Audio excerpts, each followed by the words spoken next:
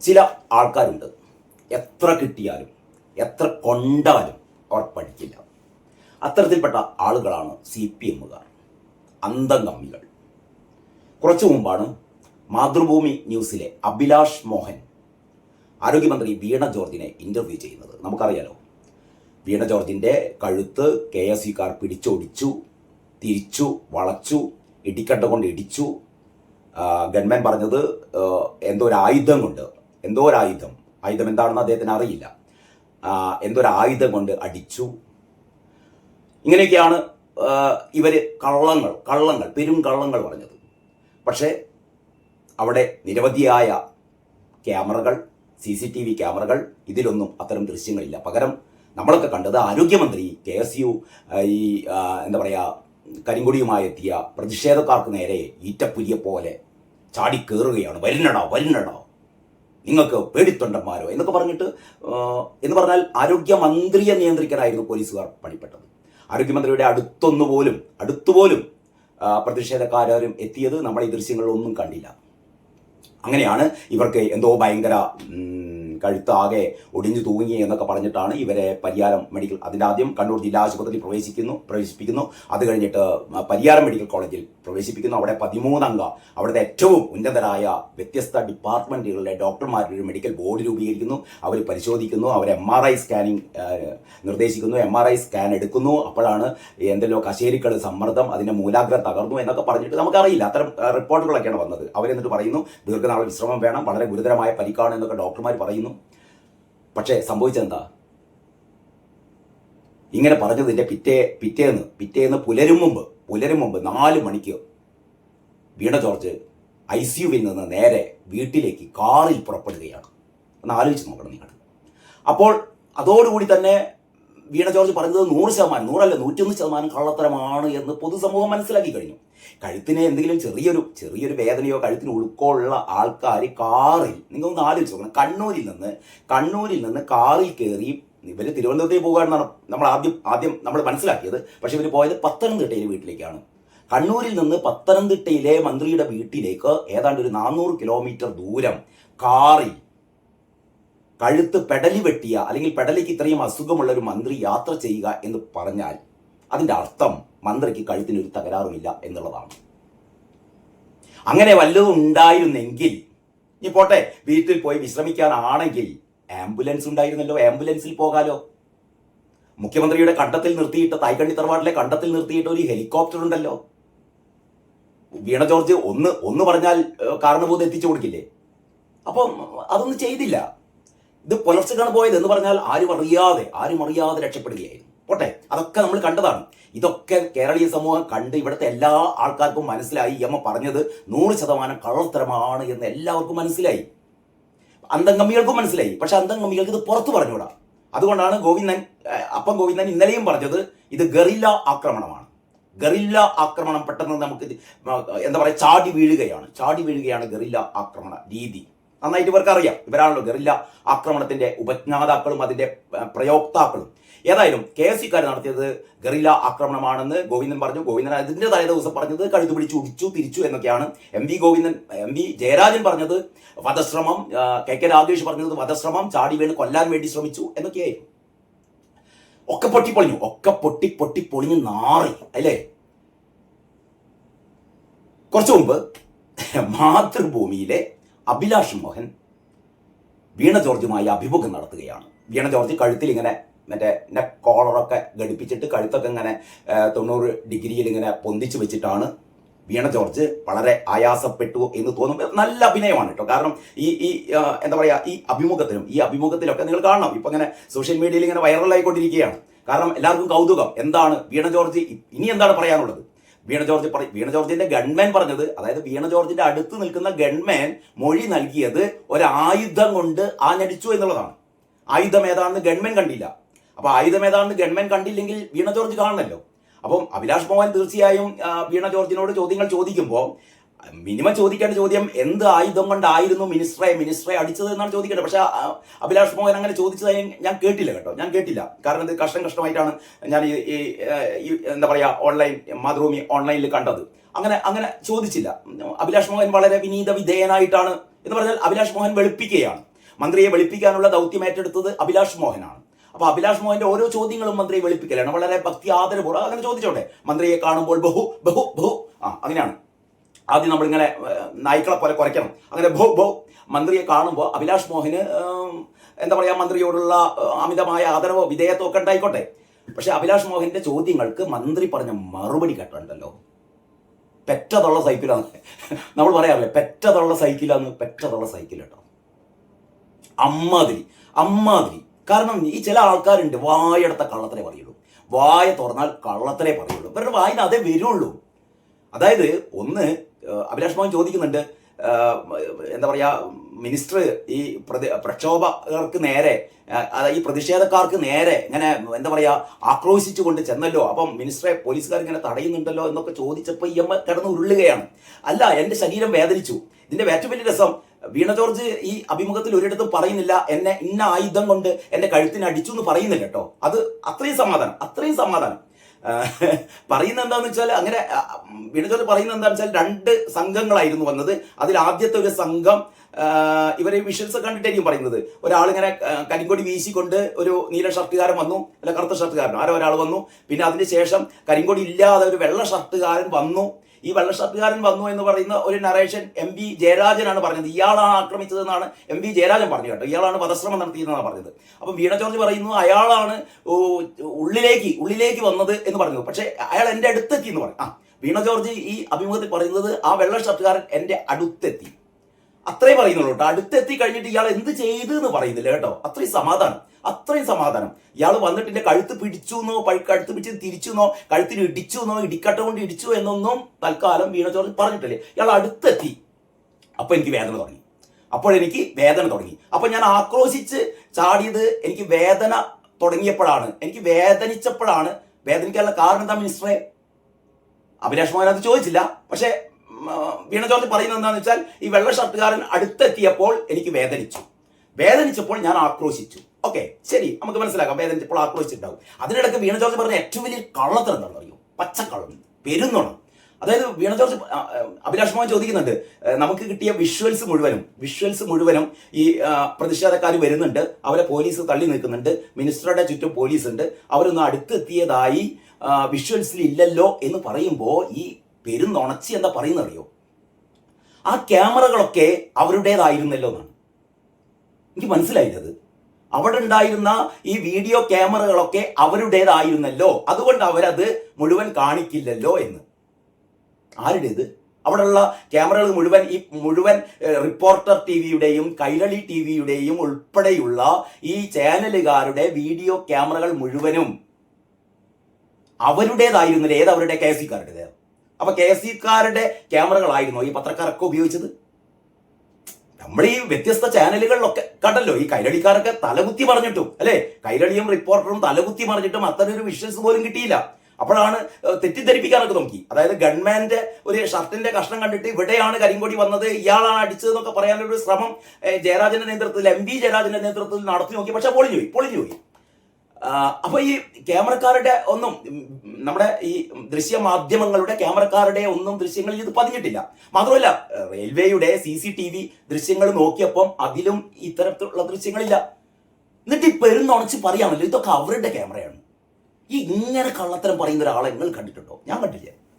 നമ്മൾ ഏറിയ കള്ളത്തരം പറയുന്ന ആൾക്കാരെ കണ്ടിട്ട് കള്ളത്തരം പിടിച്ചു പോകുമെന്ന് പറയുമ്പോഴേ, നമ്മളൊരു കള്ളം പറഞ്ഞാൽ അത് എന്താ പറയുക, അതിനെ സാധൂകരിക്കാൻ വീണ്ടും കള്ളം പറയും, അതിനെ സാധൂകരിക്കാൻ വീണ്ടും കള്ളം പറയേണ്ടി വരും. അങ്ങനെ കള്ളങ്ങൾ ഇങ്ങനെ പറഞ്ഞുകൊണ്ടിരിക്കേണ്ടി വരും. പക്ഷെ ഈ പറയുന്നതിന് നമുക്കൊരു ബോധ്യം വേണ്ടേ? നമ്മൾ പറയുന്ന കള്ളം മറ്റേ ആൾ വിശ്വസിക്കണം എന്ന് പറയുന്ന ഒരു മിനിമം ബോധ്യം നമുക്ക് വേണ്ടേ? അല്ലേ? അത് നല്ല കള്ളത്തെ പറയും. ഇപ്പൊ നല്ല പട്ടാപ്പകലാണേ, ഞാനിപ്പോ പറയാണ് ഇപ്പൊ നല്ല രാത്രിയാണ് കേട്ടോ എന്ന് പറഞ്ഞാൽ ഇതിന് ചിലപ്പോൾ ഇവിടെ നല്ല കാർമേഘമൊക്കെ മൂടി പകലാണോ രാത്രിയാണെന്ന് തിരിച്ചറിയാൻ പറ്റാത്തൊരവസ്ഥയിൽ വേണമെങ്കിൽ എനിക്ക് പറയാം ഇത് രാത്രിയാണെന്ന് പറയാം. കാരണം അതാ നോക്കിയാട്ടെ ഒക്കെ ഇരുണ്ട് കിടക്കണ്. ചിലപ്പോൾ അങ്ങനെയാണല്ലോ, നമ്മളെ ഭയങ്കരമായിട്ട് മഴ പെയ്യാൻ പോകുന്നു, നല്ല മൂടിക്കെട്ടിയ ആകാശം എന്നൊക്കെ പറയുമ്പോൾ ഏതാണ്ട് നമുക്ക് സമയം എത്രയാണെന്നൊന്നും അറിയില്ല. നട്ടുച്ചയാണെങ്കിൽ ചിലപ്പോൾ വൈകുന്നേരമാണെന്ന് തോന്നും, അസ്തമിക്കാതെ സന്ധ്യ ആയെന്ന് തോന്നും. അപ്പോൾ ഒക്കെ നമ്മൾ ചിലപ്പോൾ കള്ളത്തരം പറയാം. അപ്പോൾ ചിലപ്പോൾ ആൾക്കാർ വിശ്വസിക്കും. ഇതല്ല, നല്ല എന്താ പറയാ, നല്ല പൊരി വെയിൽ നട്ടുച്ച സമയം. എന്നിട്ട് ചിരിച്ചുകൊണ്ട് പറയാണ് ഇപ്പോഴേ നല്ല പാതി രാത്രിയാണ്, കണ്ടില്ലേ, കൂരിട്ട് കണ്ണ് കാണില്ല എന്ന് നമ്മൾ പറയില്ലല്ലോ. പക്ഷെ അന്തംഗമ്മികൾ പറയും, വീണ ജോർജും പറയും. വീണ ജോർജ് മാത്രമല്ല കേട്ടോ, യമനെ മാത്രമായിട്ട് കുറ്റം പറയണ്ട. വീണ ജോർജും പറയും, അപ്പം ഗോവിന്ദനും പറയും, എം പി ജയരാജും പറയും, കെ രാഗേഷും പറയും, ഷംസീർ പറയും. എണ്ണി പറയുകയാണെങ്കിൽ തീരൂല, ഈ പറയുന്ന അന്തംഗമ്മികൾ മുഴുവൻ പറയും. അപ്പൊ പിന്നെ അഭിലാഷ് മോഹൻ ചോദിക്കുന്നുണ്ട്, മിനിസ്റ്റർ അഭിലാഷ് മോഹൻ അതിനേക്കാളും വലിയ വിധേയത്വം ലിഫ്റ്റ് പോയപ്പോ എന്നൊക്കെ ചോദിക്കും. ലിഫ്റ്റിൽ അല്ലട പോയത് അഭിലാഷെ, മറ്റേ എസ്കലേറ്ററിലാണ് പോയത്. അത് വീണ ജോർജ് തന്നെ പറയുന്നുണ്ട്. ഞാനത് കഴിഞ്ഞിട്ട് 1ാം പ്ലാറ്റ്ഫോമിൽ നിന്ന് എസ്കലേറ്ററിൽ പോവുകയാണ്. അപ്പോൾ അഭിലാഷ് ചോദിക്കുന്നുണ്ട്, അപ്പോൾ മിനിസ്റ്റർ ചിരിക്കുന്നുണ്ടല്ലോ, അല്ലെങ്കിൽ വളരെ കൂളായിട്ടാണല്ലോ പോകുന്നത് എന്ന്. അപ്പം പറയുന്നത് ഞാനത് അപ്പം മിനിസ്റ്റർ നേരെ തിരിക്കുകയാണ്. അതായത് ഈ എന്താ പറയുക, ഈ പ്രതിഷേധവും ബഹളത്തിനൊക്കെ ശേഷം 3ാമത്തെ പ്ലാറ്റ്ഫോമിലേക്ക് പോകുമ്പോഴാണ് നമ്മൾ കണ്ട ദൃശ്യങ്ങളിലൊക്കെ ഉള്ളത് മിനിസ്റ്റർ ഭയങ്കര ആടി പാടിയിട്ടൊക്കെയാണ് വരുന്നത്. അപ്പോഴാണ് പത്രക്കാരെ കാണുന്നത്, പത്രക്കാരോട് എന്തോ സംസാരിക്കുന്നുണ്ട്. അത് കഴിഞ്ഞിട്ട് പത്രക്കാരോട് ചൂടാകുന്നുണ്ട്. അപ്പോഴാണ് കൂടെയുള്ള പോലീസുകാരി പത്രക്കാരോട് പറയുന്നത്, നിങ്ങൾ മന്ത്രിയെ പ്രകോപിപ്പിക്കരുത് എന്ന് പറയുന്നത്. അതൊക്കെ കഴിഞ്ഞിട്ട് അപ്പോഴൊന്നും കഴുത്ത് തൊടുന്നൊന്നുമില്ല കേട്ടോ. പക്ഷെ വീണ ജോർജ് അഭിലാഷിനോട് പറയുന്നത് എന്താണെന്ന് വെച്ചാൽ, ഈ 1ാം നമ്പർ പ്ലാറ്റ്ഫോമിൽ തന്നെ ഈ മറ്റേ ആള്, ഈ വെള്ള ഷർട്ടുകാരൻ എൻ്റെ അടുത്തേക്ക് വന്നപ്പോൾ തന്നെ കഴുത്തിന് വേദന തുടങ്ങിയെന്നാണ് പറയുന്നത് കേട്ടോ. പക്ഷെ അപ്പോഴൊന്നും മിനിസ്റ്റർ കഴുത്ത് തൊടുന്നില്ല. മിനിസ്റ്റർ കുറേം കൂടി ഒന്ന് രൂക്ഷാക്കാൻ ശ്രമിക്കുന്നത്, എൻ്റെ ചെവിയിൽ നിന്ന് രക്തം വരുന്നതായി എനിക്ക് തോന്നി എന്നൊക്കെ പറയുന്നുണ്ട് കേട്ടോ. പക്ഷെ അതൊന്നും ക്ലിക്കായില്ല. അപ്പൊ ഏതായാലും അഭിലാഷ് ചോദിക്കുന്ന ചോദ്യത്തിന്, എന്താണ് നിങ്ങൾ മിനിസ്റ്റർ 3ാമത്തെ പ്ലാറ്റ്ഫോമിലേക്ക് വരുമ്പോഴും വളരെ കൂളായിട്ടാണല്ലോ വരുന്നത് എന്ന് ചോദിക്കുമ്പോൾ മിനിസ്റ്റർ പറയുന്നത്, ഞാൻ ഈ 1ാമത്തെ പ്ലാറ്റ്ഫോമിലേക്ക് ഞാൻ വരുന്ന സമയത്ത് എനിക്ക് അറിയാലോ, ഇവിടെ എന്തോ ഒരു എന്താ പറയുക പ്രതിഷേധം നടക്കാൻ പോകുന്നുണ്ട് എന്ന് എനിക്ക് അറിയാലോ. കുറെ ക്യാമറക്കാരൊക്കെ ഞാൻ കണ്ടിരുന്നു. അപ്പോഴേ ഞാൻ വളരെ കൂളായിട്ടാണ്. അഭിലാഷ് ചോദിക്കുന്ന ഒന്ന്, പറയുന്നത് വേറെ. അത് നമ്മളെ സ്ഥിര സഖാക്കളുടെ പരിപാടിയാണ്. അരി എത്ര എന്ന് ചോദിക്കുമ്പോൾ പയർ 5 എന്ന് പറയും. അതെല്ലാ ന്യായീകരണ തൊഴിലാളികളും പറയുന്ന പോലെ പറയുകയാണ്. അങ്ങനെ ഇതിൻ്റെ അടിയിലെ വളരെ രസകരമായ ഒരുപാട് കമൻറ്റുകൾ വന്നിട്ടുണ്ട്. നമുക്ക് ജസ്റ്റ് അത് 1-2 കമൻറ്റുകൾ നമ്മൾക്ക് നോക്കാം. അതിലൊരു കമൻറ്റ് എന്താ അറിയോ, എന്തൊരു അഭിനയമാണ് സ്ത്രീയെ നിങ്ങൾ എന്നാണ്. എന്തൊരു അഭിനയമാണ് എന്ന് പറഞ്ഞാൽ ഇപ്പോഴും അഭിനയിക്കുകയാണ് വീണ ജോർജ്. സമ്മതിക്കണം കേട്ടോ. ഒരു കള്ളം മറയ്ക്കാൻ 100 കള്ളങ്ങൾ പറയേണ്ടി വരും. ഇതെല്ലാം കാണുന്ന ജനങ്ങളെ വെറും കഴുതകളാക്കരുത് മന്ത്രിയും അഭിലാഷും കൂടി എന്നാണ് പറയുന്നത്. അഭിലാഷിന് തുല്യ എന്താ പറയുക ഉത്തരവാദിത്തമുണ്ട്. അഭിലാഷ് ഇങ്ങനെയൊന്നല്ല ചോദിക്കേണ്ടത്, വളരെ കൃത്യമായി ചോദിക്കണ്ടേ. എന്തായുധം കൊണ്ടായിരുന്നു നിങ്ങളെ അടിച്ചത്? നിങ്ങൾ എന്തിനു വേണ്ടിയിട്ടാണ് ഈ കള്ളത്തരം പറയുമ്പോൾ അപ്പോൾ സ്റ്റോപ്പ് ചെയ്യിപ്പിക്കേണ്ട. അല്ല മിനിസ്റ്ററെ, ഞാൻ അതല്ല ചോദിച്ചത്. നിങ്ങളിപ്പോൾ ചിരിച്ചുകൊണ്ട് വരുന്നു എന്ന് നിങ്ങൾ പറഞ്ഞത് നിങ്ങൾ തുടക്കത്തിൽ വരുന്നതാണല്ലോ. അതല്ല, അത് കഴിഞ്ഞിട്ടും നിങ്ങൾ ചിരിച്ചിട്ടുണ്ട്. അതെന്തിനായിരുന്നു ചിരിച്ചത്? ഈ ആള് നിങ്ങളുടെ അടുത്തെത്തിയപ്പോൾ നിങ്ങൾക്ക് എങ്ങനെയാണ് വേദന വന്നത്? ഒരാൾ അടുത്തെത്തിക്കഴിഞ്ഞാൽ, പ്രക്ഷോഭകാരി അല്ലെങ്കിൽ പ്രതിഷേധക്കാരൻ നിങ്ങളുടെ അടുത്തെത്തിക്കഴിഞ്ഞാൽ നിങ്ങളുടെ കഴുത്ത് എങ്ങനെയാണ് വേദനിക്കുക? നിങ്ങൾ ഷംസീറിന്റെ തൊട്ടടുത്ത് എത്തിയപ്പോഴാണ് നിങ്ങൾ കഴുത്ത് പിടിക്കാൻ തുടങ്ങിയത്. നിങ്ങൾ എന്തിനാണ് ഈ പുറത്തേക്ക് തന്നെ ഓടിയത്? അങ്ങനെ ഒരുപാട് കാര്യങ്ങൾ അഭിലാഷ് ചോദിക്കാനുണ്ട് കേട്ടോ. പക്ഷെ അതൊന്നും അഭിലാഷ് ചോദിക്കുന്നില്ല. അത് അഭിലാഷിന്റെ സ്വാതന്ത്ര്യത്തെ ഞാൻ തടയുന്നില്ലേ, അഭിലാഷിന് ചോദിക്കണമെന്ന് തോന്നിയിട്ടുണ്ടാവില്ല. ഇനി മറ്റൊരു പ്രതികരണമാണ്. ഇപ്പോൾ തന്നെ വഷളായി, ഇനി പറഞ്ഞ് കുളമാക്കണ്ട. ഇപ്പം തന്നെ മന്ത്രി ഇത് കേൾക്കണേ. ഇപ്പൊ തന്നെ വഷളായി, ഇനി പറഞ്ഞ് കുളമാക്കണ്ട. പ്രതിഷേധക്കാർ കൊണ്ടുവന്നതാണോ മാതൃഭൂമി, 24, റിപ്പോർട്ടർ, ഏഷ്യാനെറ്റ്, മനോരമ, പിന്നെ ഏറ്റവും പ്രധാനമായ റെയിൽവേ CCTV, ഇതൊക്കെ KSUക്കാർ കൊണ്ടുവന്നാണോ മന്ത്രിന്ന്? ഉളുപ്പുണ്ടോ വീണ ജോർജെ? ഞാൻ ഇങ്ങനെ വേണ്ടെന്നായിരിക്കും നിങ്ങളെ ഇമ്മാതിരി പരിപാടി കാണുമ്പേ. നിങ്ങൾ മറ്റേ കാര്യത്തിന് ഉത്തരം പറ. ആ അർഷീനന്റെ വയറ്റിൽ കത്രിയ, ആ വിനീതയുടെ കൈ മുറിച്ച് കളഞ്ഞത്, ഉളുപ്പുണ്ടോ നിങ്ങൾക്ക്? പിന്നെയും വന്നിരുന്ന് ന്യായീകരിക്കണം. ഒരു ഉളുപ്പില്ലാതെ ന്യായീകരിക്കാം. ചോദിച്ചു പൊയ്ക്കോടെ നിങ്ങൾക്ക്. അടുത്ത വേറൊരു കമന്റ് ആണ്, തിരഞ്ഞെടുപ്പ് കഴിയുന്നത് വരെ അഭിനയം തുടരും. അപ്പൊ നമ്മളൊക്കെ മനസ്സിലാക്കിയത് അഭിനയം കഴിഞ്ഞു. ഇപ്പൊ ഷംസീറിന്റെ തിരക്കഥ പൊട്ടിയതോട് കൂടിയിട്ട് അഭിനയം കഴിഞ്ഞു എന്നാണ്. പക്ഷെ ഇപ്പോഴും അഭിനയം തുടരുകയാണ്. അപ്പൊ ഈ ഇലക്ഷൻ കഴിയുന്നത് വരെ വീണ ജോർജ് അഭിനയം തുടരും. അഭിലാഷിന്റെ മാതിരിയുള്ള ഇങ്ങനെ റിപ്പോർട്ടർമാരൊക്കെ ഇതിനു വേണ്ടിയിട്ട് അഭിമുഖത്തിന് വേണ്ടി കാത്തിരിക്കും. ഈ കള്ളത്തരങ്ങളൊക്കെ ജനങ്ങളുടെ മുമ്പിൽ അവതരിപ്പിക്കും. നടക്കട്ടെ. കറുത്ത തുണി കണ്ട നേരം കഴുത്തുളുക്കിയ നേതാവ്, അങ്ങനെയാണ് വേറെ ആൾ പറയുന്നത്. നുണറാണി രാവിലെ തന്നെ ചിരിപ്പിക്കാൻ എത്തിയോ എന്ന് മാത്യു കെ ചോദിക്കുന്നു. എന്റെ അഭിലാഷയെ നേരം വെളുക്കുമ്പോൾ വേണോ ഈ കടുങ്കൈ എന്നാണ് ഒരാൾ ചോദിക്കുന്നത്. എന്റെ അഭിലാഷയെ നേരം വെളുക്കും മുമ്പ് വേണോ മോനെ ഈ കടുങ്കൈ? ICU എന്ന് കേട്ടാൽ ഒരു ഭയമുണ്ടായിരുന്നു, അത് ഇല്ലാതാക്കിയ വീണക്ക് നന്ദി. അതാണ് ഒരാൾ പറയുന്നത്. അത് ഈ ICU എന്നൊക്കെ വിളിയായിരിക്കും എന്തോ ഭയങ്കര സംഭവമാണ്. ഇപ്പൊ നമുക്ക് മനസ്സിലായി ICU എന്ന് പറഞ്ഞാൽ പേടിക്കാനൊന്നുമില്ല. അത് എന്താ പറയുക, ആർക്കും കയറി വരാം, ഫോട്ടോ എടുക്കാം, നല്ല ഫുൾ ജോളിയാണ് ICU എന്ന് തെളിയിച്ചു തന്ന മന്ത്രി. ആ ബെൽറ്റ് ഇട്ടിട്ടായിരിക്കും എനിക്ക് ആ ബെൽറ്റ് ഇട്ടിട്ടായിരിക്കും ഇനി കഴുത്ത് കൊടുക്കുക. ആ ബെൽറ്റൊക്കെ ഒന്ന് അയച്ചാളി. അത്ര കൂടുതൽ ഓവർ ആക്ടിങ് വേണ്ട. വീണ മന്ത്രി ആ കഴുത്തിൽ കെട്ടിയ ആ ബെൽറ്റ് ഉണ്ടല്ലോ അത് അഴിച്ചാളി. ഇനിയിപ്പോ അത് ഇങ്ങനെ കുറെ സമയം കഴുത്ത് ഇങ്ങനെ വെച്ചാലേ അപ്പോഴെനിക്ക് ഉളുക്കുക കേട്ടോ. അഭിലാഷ് മന്ത്രിയും എത്ര വെളുപ്പിക്കാൻ നോക്കിയാലും ജനം ഇതൊന്നും അങ്ങോട്ട് വിശ്വസിക്കുന്നില്ലല്ലോ എന്നാണ് ബിന്ദു സുനിൽകുമാർ പറയുന്നത്. മന്ത്രി ബെൽറ്റ് ഊരരുത്, ആറന്മുളയിൽ ജയിപ്പിച്ചോളാം എന്ന് രതീഷ് പറയുന്നു. അങ്ങനെ കള്ളം പറയുന്ന നീ നാളെ ജനങ്ങളോട് വോട്ട് ചോദിക്കുമ്പോൾ അവർ എങ്ങനെ പ്രതികരിക്കുമെന്ന് ചിന്തിച്ചിട്ടുണ്ടോ എന്നാണ് ആദ്യം ചോദിക്കുന്നത്. ബൈജു മണാശ്ശേരി ചോദിക്കുന്നത്. അവർക്കേ നാണമില്ല, നിനക്കും നാണമില്ല അഭിലാഷെ വെളുപ്പിക്കാൻ ഇറങ്ങാൻ എന്ന് സന്ധ്യ സജീവ് ചോദിക്കുന്നു കേട്ടോ. ഇത് കേട്ട് ഒന്ന് പൊട്ടിക്കരഞ്ഞൂടെ അഭിലാഷെ നിനക്കാണ് ചോദിക്കുന്നത്. ഒന്ന് പൊട്ടിക്കരഞ്ഞൂടെ എന്റെ അഭിലാഷേ എന്ന് ആദ്യം ചോദിക്കുന്നു. ബൈജു ചോദിക്കുന്നു കേട്ടോ. എത്ര വെളുപ്പിച്ചിട്ടും ശരിയാകുന്നില്ല, അഭിലാഷിന് ഒന്നും പ്രതികരിക്കാൻ പറ്റുന്നില്ല. വേറെ ആൾ പറയുന്നു, ഇതാണ് നുമ്മ പറഞ്ഞ നടി, രാവിലെ ഇരുന്ന് തള്ളുന്നു മന്ത്രി. സത്യം പറഞ്ഞാൽ ഇപ്പോൾ ഇവരെ കാണുമ്പോൾ ചിരിയാണ് വരുന്നത്. കഴുത്തിന് ഇതൊക്കെ കിട്ടിട്ട് നമ്മളെ മറ്റേ സിനിമയിലെ, ഏത് സിനിമയിലാണ്, നമ്മളെ ദിലീപ് അവതരിപ്പിച്ച സിനിമയിൽ കൊച്ചിൻ ഹനീഫിനെ കാണുമ്പോൾ നമ്മളിങ്ങനെ ചിരിക്കല്ലോ. കൊച്ചിൻ ഹനീഫിനെ മാത്രമല്ല, പിന്നെ അതിൽ മറ്റേ ആളുണ്ട് തോന്നുന്നു അല്ലേ, നമ്മുടെ ജഗതി അല്ല, അതിൽ കൊച്ചിൻ ഹനീഫിയാണ് മറ്റേ ആള്, പെടലി എന്ന് വിളിക്കുന്ന ആള്. 5 വർഷം കത്രിക വയറ്റിൽ വേദനയോടെ കൊണ്ടു നടക്കാമെങ്കിൽ 2 വർഷം പെടലി തിരിഞ്ഞാൽ കുഴപ്പമില്ല എന്ന് ആര് പറയുന്നു? സത്യൻ തൃക്കാക്കര പറയുന്നു. അഭിനയം തുടരുമെന്നാണ് അഷ്റഫ് പറയുന്നത്. എന്തൊരു പച്ച കള്ളമാണ് തള്ളെ പറയുന്നത്. നമിച്ചു. ഓസ്കാർ നിങ്ങൾക്ക് തന്നെ. അഭിലാഷെ അല്പം ഉളുപ്പ് വേണം, രാവിലെ വെളുപ്പിക്കാൻ ഉറങ്ങിയിരിക്കുന്നു എന്ന് മറ്റൊരാൾ രോഷം കൊള്ളുന്നു. ആരാണ്? KA George. പത്രക്കാരെ, നിങ്ങൾക്ക് വേറെ പണിയില്ലേ? ആ സ്പോട്ടിൽ പറയാമായിരുന്നില്ലേ അവർ ചെയ്തിട്ടില്ല എന്ന്?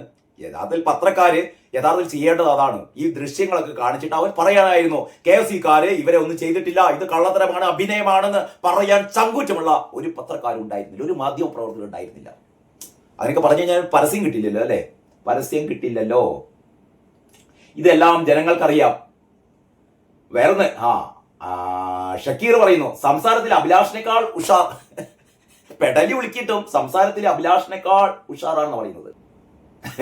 വേറെ ജയേന്ദ്രൻ പറയുന്നു, ഈ കാഴ്ച കണ്ടപ്പോൾ മൺകലത്തിൽ തലയിട്ട് കലം പൊട്ടി വക്ക് കഴുത്തിലായ ചില ജീവികളെയാണ് ഓർമ്മ വരുന്നത്. ഏത് ജീവി എന്ന് പറഞ്ഞിട്ടില്ലല്ലേ.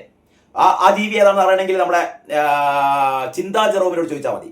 ചിന്താ ജെറോം ആണല്ലോ ഇപ്പൊ ഇങ്ങനെ കേരളത്തിൽ തെറി പറയല്ലോ കേട്ടോ, കേരളത്തിലെ അമ്മമാരെ മുഴുവൻ ആക്ഷേപിച്ച ചിന്താ ജെറോം എന്ന് പറയുന്ന വാഴക്കുല സഖാവ്. ഇനി മുതൽ പെടലി മന്ത്രി എന്ന പേരിൽ ഇവർ അറിയപ്പെടുന്നതാണ്. അത് അറിയാം നമുക്ക്. പിന്നെ ഈ പെണ്ണുമ്പിള്ളയ്ക്ക് ഓസ്കാർ അവാർഡ് കൊടുക്കണം. വേറെ ആള്, അഭിലാഷ് വീണ്ടും ട്രോളാൻ വേണ്ടി നടത്തിയതാണോ ഈ ഇന്റർവ്യൂ? അതാണ് എനിക്ക് സംശയം. അതാണ് കേട്ടോ, അഭിലാഷ് ഈ അമ്മനെ വീണ്ടും ട്രോളിപ്പിക്കാൻ വേണ്ടിയിട്ട്, വീണ്ടും അപമാനിക്കാൻ വേണ്ടിയിട്ട് അഭിലാഷ് നടത്തിയ പണിയാണോ എന്ന് ഒരു ചെറിയ സംശയം ഇല്ലാതില്ല കേട്ടോ. വീണ്ടും കളവ് പറഞ്ഞ് നാണം കെടുകയാണ് എന്ന് രാധു പറയുന്നു. വൈറ്റ് വാഷിംഗ് തുടങ്ങിയല്ലോ എന്ന് മറ്റൊരാൾ പറയുന്നു. ഈ ഒരു വിഷയത്തിൽ നിങ്ങൾ എത്ര വെളുപ്പിക്കാൻ നോക്കിയിട്ടും കാര്യമില്ല. നിങ്ങളുടെ അടുത്തുപോലും അവർ എത്തുന്ന ഒരു വീഡിയോ പോലുമില്ല. നിങ്ങളുടെ അടുത്തുപോലും അവർ എത്തുന്ന ഒരു വീഡിയോ പോലുമില്ല. ആക്രമിച്ച് അന്ന് തുടങ്ങിയതാണ്, സ്ത്രീയാണല്ലോ എന്ന് എല്ലാവരും പറയുന്നത്. എല്ലാവർക്കും തുല്യത വേണം, പക്ഷേ ആവശ്യം വരുമ്പോ സ്ത്രീയുടെ ക്രെഡിറ്റും വേണം. ഇനിയെങ്കിലും സത്യം പറഞ്ഞൂടെ എന്റെ വീണമന്ത്രി എന്ന് ചോദിക്കുന്നു മുഹമ്മദ് അഷ്റഫ്. അഭിനയമന്ത്രി പുറത്തു വന്നു. ഇത്രയും മോശമായ ഒരു മന്ത്രി ലോകത്തിൽ തന്നെ ഉണ്ടാവില്ല. അഭിനയമന്ത്രി ആവണം ലോകത്തിൽ തന്നെ. അതൊക്കെ എല്ലാവർക്കും അറിയാവുന്നതാണ് അല്ലേ. മികച്ച കഥ, പക്ഷെ നാടകം പൊളിഞ്ഞു. അതൊരു നല്ല കമന്റ് ആണ്. മികച്ച കഥയായിരുന്നു, പക്ഷെ നാടകം എന്താ പൊളിഞ്ഞു. CCTV-യിലും കാണാത്ത ഏതോ അദൃശ്യകരങ്ങൾ മന്ത്രിയുടെ പെടലിക്ക് പിടിച്ചു. അതാണ് ഇപ്പൊ പറഞ്ഞുകൊണ്ട് വരുന്നത്. ഗോവിന്ദനെ കഥ പറയുന്നത് നമ്മളെ ഉണ്ണിത്താന പറഞ്ഞത്. കുട്ടിച്ചാത്തൻ. ലോക സിനിമ, അടുത്ത ലോക സിനിമയില് നമ്മുടെ ചാത്തന്മാർ വരുന്നുണ്ട് എന്ന് പറഞ്ഞ സിനിമ വരുന്നുണ്ടല്ലോ. ചാത്തന്മാർ വരുന്നുണ്ട്, അങ്ങനെ ഏതോ ഒരു ചാത്തൻ ചെയ്തതായിരിക്കണം. നാടിന് അപമാനം ഈ മന്ത്രി.